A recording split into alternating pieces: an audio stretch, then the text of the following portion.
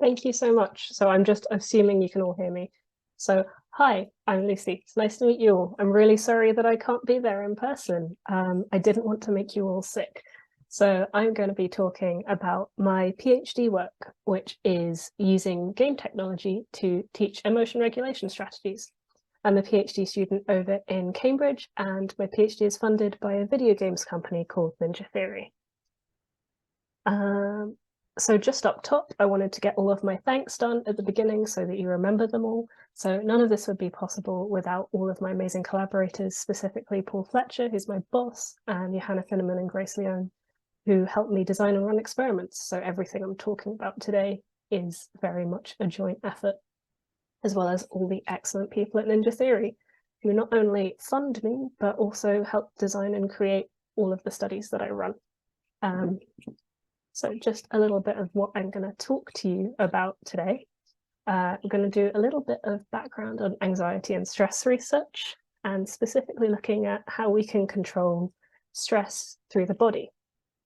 And then after that kind of intro and background, I'm going to talk to you about our research work that looks at how maybe scaring people can help them be less stressed in the long run. So, anxiety disorders. This is my area of research, and they're some of the most common in the world. So there's a lifetime prevalence of about 30% for anxiety disorders, meaning like across the entire lifespan, like a third of people will be diagnosed with an anxiety disorder. And these go from like the very general kind of generalized anxiety where you worry about a lot of stuff, but maybe not specific things, to very specific anxiety disorders like phobias or like social anxiety, or panic disorder where you have panic attacks relatively frequently. So it's quite a wide range of disorders, but they're incredibly common and they can be super debilitating. And on top of that, we have stress, which is a universal experience and can contribute to psychiatric conditions, and notably anxiety disorders. I'll talk a little bit more about that in 1 second. But basically, learning to regulate these kind of feelings and experiences can be really helpful with symptoms if you have an anxiety disorder, but also just overall well-being. If you are a person in the world, learning to regulate your stress can be really, really useful. So that's kind of what we aim for in our research, is teaching people these kind of regulation strategies. So a little bit of background on stress and anxiety. I'm probably going to be using these relatively interchangeably throughout this presentation, and there's lots of semantic differences and all of that. But basically, the way that I tend to think of it and what some researchers has proposed is that stress and anxiety are kind of on a spectrum, where stress is like an acute thing. You have like a period of stress, you have a really bad day or something happens that causes you a feeling of stress, whereas anxiety is more chronic. It lasts for a much longer period of time, and that's part of the problem. But both of these things are reactions to threats or perceived threats. Often with anxiety, the threat might not actually happen, but the idea of it is bad enough to make it feel like it would. And they kind of involve a similar process, and I have this incredibly simplified diagram, and any psychologists or psychiatrists who are here, don't shout at me, but it's like you have a perceived threat, and then you have a kind of body response to it, some physiological kind of arousal. You have an appraisal thing where you think about it and you kind of decide where this fits within your mental structure of how you look at things, and then you behave in response to this. And this is kind of what happens in an acute stress situation, but also if you're feeling anxious or worrying about something in the future, it kind of acts in a similar way to an immediate perceived threat. But obviously, this is hugely simplified, and actually every part of this diagram interacts with every other part of this diagram, but we'll stick with the simplification for now. Also, notably, they can have kind of reciprocal effects on each other. Like if you're super stressed out, that can cause you to be anxious.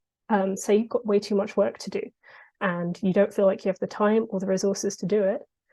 Eventually, after a long enough period of time, that might make you anxious. That could cause a kind of clinical level of anxiety with enough time.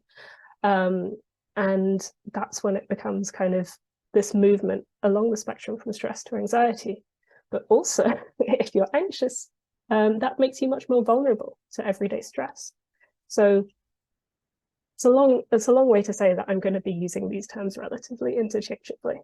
But also, notably for our research, other researchers have said that any of these junctures in this incredibly simplified diagram can be an appropriate intervention point for teaching people kind of ways to deal with psychiatric problems. And the one that we specifically focus on in our lab is the physiological arousal part of this, or the way that your body responds to stress. And I'm going to talk a bit more about what that is. So how does stress, how does anxiety feel? And this is just a very simple primer on the nervous system, which I'm sure a lot of you know already. But your nervous system is kind of a balance between the sympathetic and the parasympathetic nervous system. And the easy thing you learn in school for this is the sympathetic is your fight, flight, or maybe freeze responses, whereas your parasympathetic is your rest and digest kind of nervous system. So your sympathetic nervous system is the one that makes you feel stressed, makes your body feel stressed. And it's really good at that. It's really good at preparing you for situations in which you might need to get out of them. You might need to run away. Your pupils dilate, you're taking in more light, your heart beats faster, your digestion is inhibited, so it's not taking all of that blood, so it goes to your muscles instead. So if you need to start running, you can. But the problem is you're sitting in a job interview and like running away isn't actually something you need to do, but that's the way your body still responds. When we're talking about kind of physiological regulation in the context of people who are very anxious or very stressed, a lot of it can be moving away from a kind of sympathetic dominance to more of a parasympathetic dominance in the body.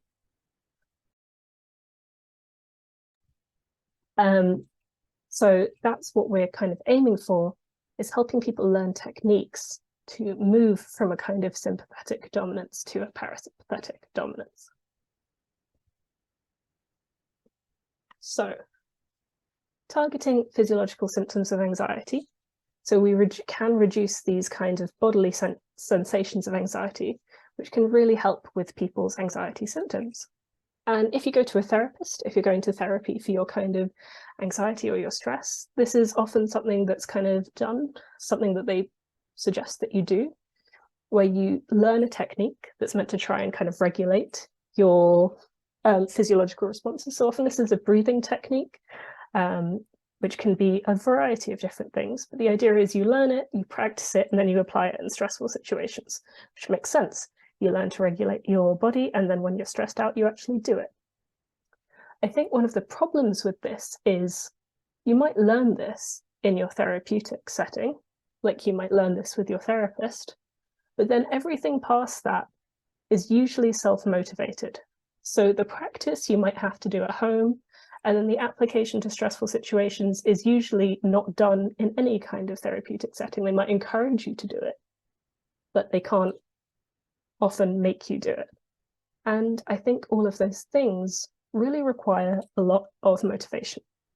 And when people are looking for help for mental health problems, often what they don't have is huge amounts of motivation because they're struggling quite a lot already, and adding more stuff that they need to do to that can be really taxing and difficult. So part of what we're trying to tackle here is we're trying to tackle the practice and the application to stressful situations with our work. Just a brief kind of interim on the physiological measurements I'm going to talk about today. So I'm going to be talking about heart rate, respiration rate, and heart rate variability. The first two, I hope, are relatively self-explanatory. Your heart rate is how fast your heart beats. Your breathing rate is how fast you're breathing. Heart rate variability might need a little bit of explanation. So your heart rate variability is the variability in your heart rate, but what that means is over a breathing cycle, an inhale and an exhale, if you are healthy, if you are calm, what normally happens is when you inhale, your heart rate speeds up a little bit. When you exhale, it slows down a little bit. So that's the variability over that breathing cycle. And a kind of higher heart rate variability, the more variable your heart rate is usually associated with better health and also with reduced stress.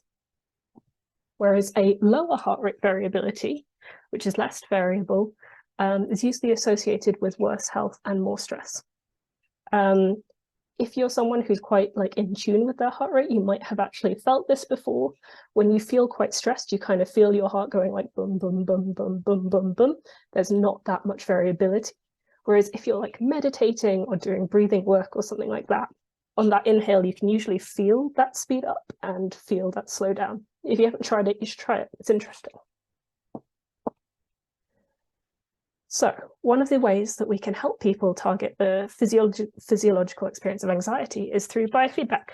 And biofeedback is feedback about your biology. It's actually used by a lot of wearable technology today. If you have a smartwatch or something, you might be using it already. And it's basically any way of giving you feedback about the way your body is acting, usually like a subconscious way your body is acting, like your heart rate, with the aim of getting you to change it in some way. So like I said, with your wearables, with Apple Watches, with Fitbits, with Garmin's, they all have that kind of stuff kind of built in these days. But you also have clinical biofeedback, where people come in for like multiple hour sessions, which teach them to breathe in a really exact way to optimize their parasympathetic nervous system and give them a load of control over that. So it's quite a wide range of things that biofeedback covers. And then you have people who work on stuff like biofeedback games, which is gamifying this process of body regulation. So up top there, we've got a GIF from Deep, which is a biofeedback game which looks at using breathing as a method of moving around an environment. So the slower and deeper you breathe, the easier it is to navigate this like really pretty underwater environment. You've also got newer things like biofeedback games for children with ADHD, which look at reducing levels of physiological arousal to get them to complete little mini games on like iPads. And then in the horror genre, we have Nevermind, which was like the first, and as far as I can see, one of the only commercial games to use physiology in it, where the game was actually, it came with a little heart rate monitor, and it was adaptive, and the more stressed you got while you were playing it, the more scary it got. And you just had to keep navigating this environment where the more scared you were, the more scary it got. And this is kind of where we come in. So my PhD project is, like I said, funded by Ninja Theory. And the little bit of background to that is Ninja Theory created a game called Hellblade with my boss, Paul, a few years ago now. And this involved a depiction of psychosis that was really interesting and very faithful to what people with psychosis actually experience. And after having done that, they asked how they could move from just representing mental health conditions faithfully in games to potentially giving people tools to help them, which is where my PhD came in. So the question we're asking with this project is, can we help people to control stress and anxiety? And I guess that breaks down into a few questions.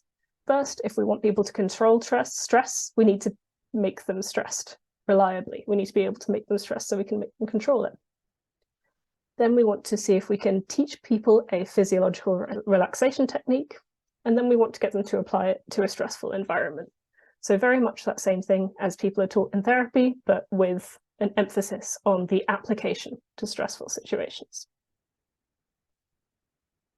So we did this, and we're still doing this over a series of studies. The first study was looking at how you induce stress. So we wanted to reliably induce stress that was both subjective. So if you asked people if they were stressed, they would say yes, and we would be able to measure it, as well as physiologically measurable using heart rate variability, and respiration. So the way we did this in the first study was we just made a bunch of different stressful virtual reality scenarios. So I'm going to show you a couple of those now. So this is a spidery one.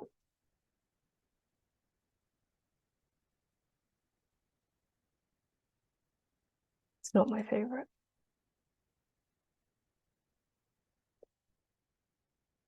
And then we had one that involved heights.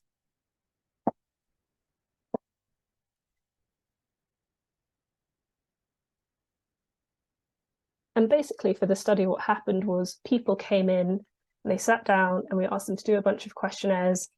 And then we sat them down in VR and we made them go through all of these different virtual reality stresses. So these included spiders, which was sitting in a hallway while a bunch of spiders crawl along the walls. Heights, which was when you're on a ski lift and you're going over a ravine and the ski lift breaks at the top of the ravine and it's a really steep way down and you just look around. Forest, which we also called the kind of dread scenario, which was quite Blair Witchy, in that you're in a forest, you have a torch, but the torch keeps breaking, so you're waving around a controller with a torch that keeps flickering on and off, and nothing happens. But if you like put the torch back on an area that you were looking at before, maybe something's changed a little bit, but you're not quite sure what it is. That's all that happens, and it's horrible. Public speaking, where you have to give a talk to a bunch of people. One that was a little bit more horror-based, which would involved a monster like coming downstairs towards you. And then we did a cognitive stressor as well, which was just an increasingly complicated timed task. And basically, from this study, what I found was when you try and take physiological data from a bunch of people who are sitting in VR and waving around a controller, your physiological data gets really messy and you spend about 2 years trying to clean it, which is what I have been doing for the past 2 years. However, the other thing that I found was that stress is really subjective. So what we have afterwards is we get people to rate just from 1 to 6 how stressful they found all of the different experiences. And what we find is different people find different things really stressful. So for the public speaking scenario, that's the graph on the left, we see that like most people said it was one of the less stressful experiences of all of the ones that they did. However, 12 people said it was the most stressful scenario of all of the ones that they did. And then when we look at the horror scenario, most people said it was one of the more stressful of ones that they did, but still a few people said it was one of the least. So there's this like huge variability in what people find stressful, which is difficult when you're trying to reliably stress people out all the time. What we did find were the most consistent stressful scenarios were the ones that involved like spiders and that horror scenario. So that was the kind of route we took in our future studies, was using those kinds of stimuli because they were the most consistent. All right.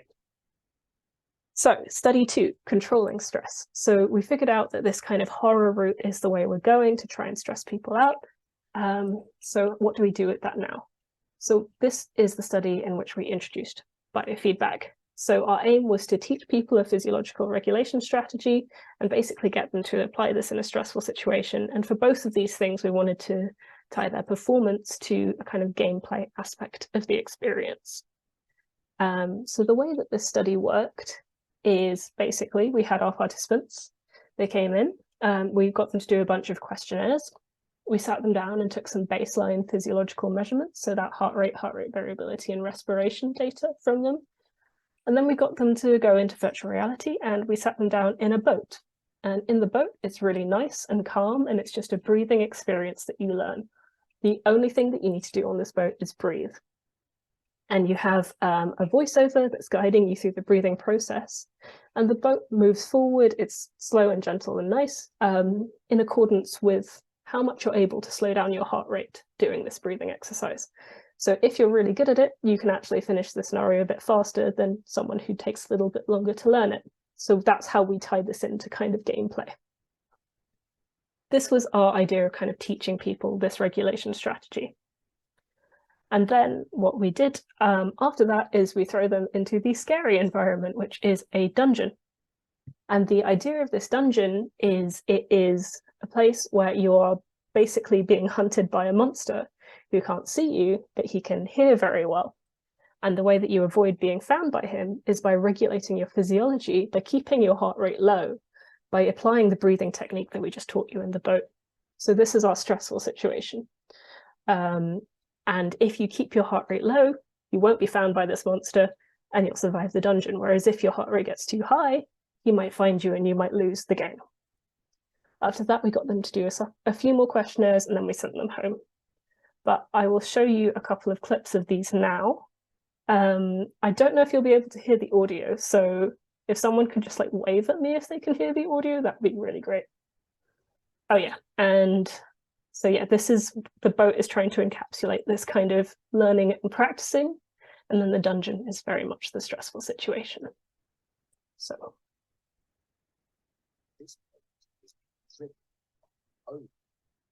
I'm taking no one can hear it, which is fine.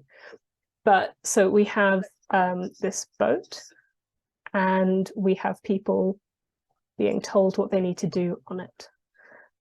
So there's written and voiceover instructions telling people to breathe in basically a 5-5-5 rhythm, which is a 4 breaths per minute rhythm, which is a very slow, deep breathing kind of situation.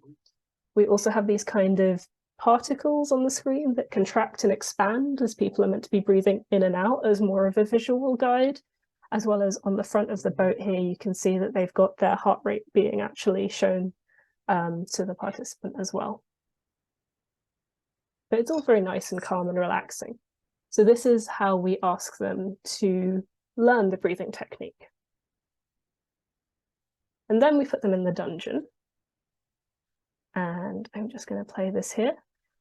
I'm going to skip ahead a little bit. So as you can see on the screen here, there's a dial directly in front of them. And this dial has a green, an amber, and a red light on it. And the green, amber, and red correspond to their heart rate, with the green being an indication that they're safe from being found by the monster, and then the orange and red showing increasing levels of danger of being found by the monster that correspond to their heart rate. And their job in this study is just to try and keep their heart rate low while this guy prances all around them.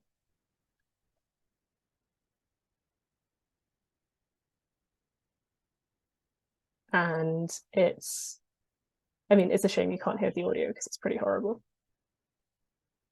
But then if their heart rate gets too high, as you can see kind of later on in this video, you can see the person's dial is creeping up as their heart rate gets higher and higher, and it switches over into the red. And eventually the monster comes and finds them, and they lose.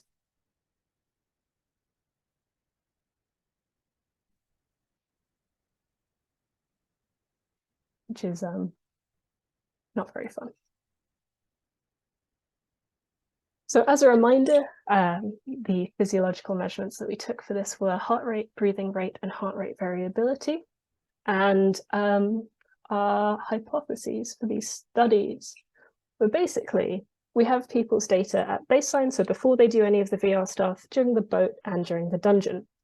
And if the boat does anything, if this training does anything, we should see a change in their breathing between the baseline and the dungeon, as in if they've actually learned anything, their breathing rate should change, it should be lower.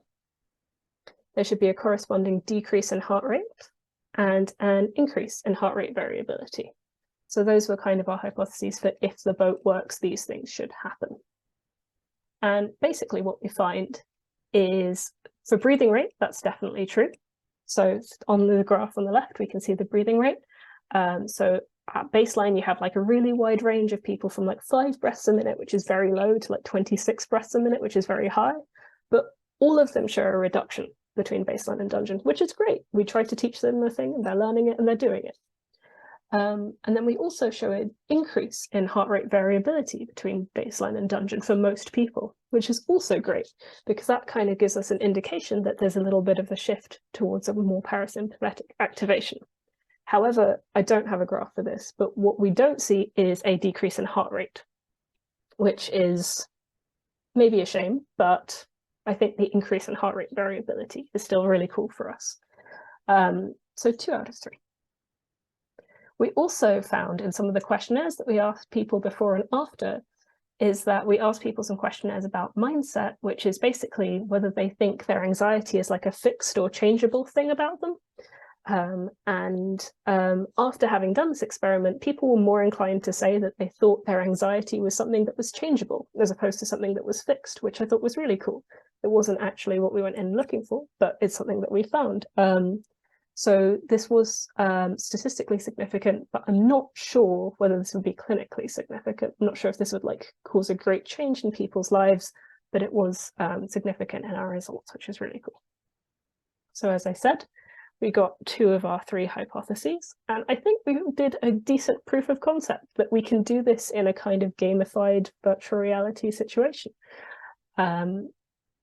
So after this, we are currently running our 3rd study, which is looking at how much this training improves the kind of physiological stress response.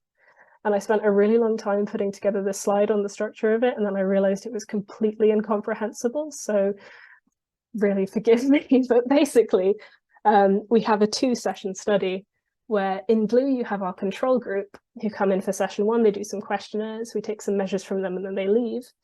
And in session 1 for the test group, they come in, do some questionnaires, we take some measures, and they get to do the breath training twice, and then they leave. And then in the 2nd session, the control group come in, we take some measures, they do the dungeon, they do some questionnaires, and then they leave.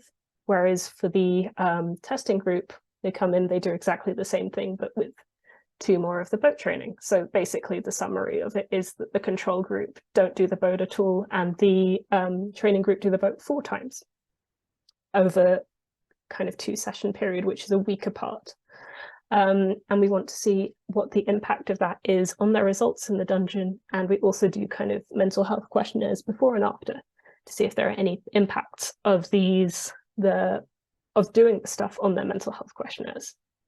So yeah, if the boat is more useful than just telling people to breathe slowly, we should be able to see this in the physiological data. And we also, yeah, we wanted to dig a bit deeper into the mental health effects of this experiment. So yeah, that's it from me. Thank you guys so much for listening. If you want to get in touch with me, there's my email there. Yeah,